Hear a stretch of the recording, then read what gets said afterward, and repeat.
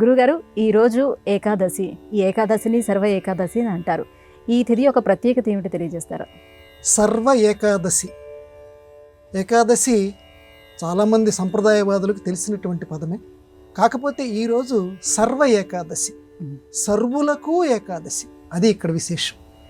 అంటే ఏకాదశి అనేటువంటిది కొంతమందికి వైష్ణవులకు సంబంధించిన ఏకాదశి, శైవులకు సంబంధించిన ఏకాదశి, ఇట్లా కొన్ని విభాగాలు ఉన్నాయి. అట్లా కాకుండా సర్వులకి, లోకంలో ఉన్నటువంటి అన్ని వర్గాల వారికి, అన్ని వర్ణాల వారికి ఉన్నటువంటి ఏకాదశి సర్వ ఏకాదశి.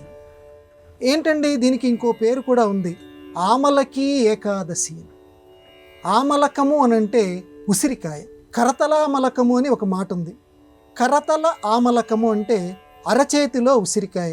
అరచేతిలో ఉసిరికాయ ఎంత తేలిగ్గా ఉంటుందో, అంటే ఎలాగ ఇక ఎక్కడికి పోలేదో ఆ రకంగానే అతనికి అన్ని చదువులు వచ్చాయి, అన్ని శాస్త్రాలు వచ్చాయి అనటానికి, ఆయనకి అన్నీ తెలుసునటానికి కరతలామలకము అంటారు.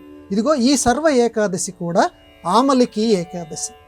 మిగతా ఏకాదశులను పాటించినా పాటించకపోయినా ఒకవేళ పొరపాటున ఈ సర్వ ఏకాదశి నాడు తప్పనిసరిగా ఏకాదశి ఉపవాస వ్రత నియమాదులు గనక పాటిస్తే కరతల ఆమలకంలాగా అన్ని ఏకాదశులు పాటించినటువంటి ఫలితం ఈరోజు వస్తుంది అని చెప్పారు. ఈరోజు విష్ణుమూర్తి ఉసిరి చెట్టుని ఆవేశించి ఉంటారట. అందువల్ల ఉసిరి మొక్కని తప్పనిసరిగా ఇళ్లల్లోకి తీసుకువచ్చి దానికి ప్రతిష్టాపన, సాధారణ సంప్రదాయవాద ఇళ్లల్లో ఉంటుంది, లేనటువంటి వాళ్ళు తప్పనిసరిగా ఉసిరి మొక్కని ఈరోజు పూజ చేయమన్నారు. విష్ణుమూర్తి ఉసిరిలో ఈరోజు ఆవేశించి ఉంటారు కనుక అందుకే ఇది ఆమలికి ఏకాదశి. ఏకాదశి దశేంద్రియాలతో పాటుగా కర్మజ్ఞానేంద్రియాలు 10, వాటితో పాటు మనస్సు, ఆ 11ంటిని నిగ్రహంతో ఉంచుకోమని ఏకాదశి యొక్క ఆంతర్యం.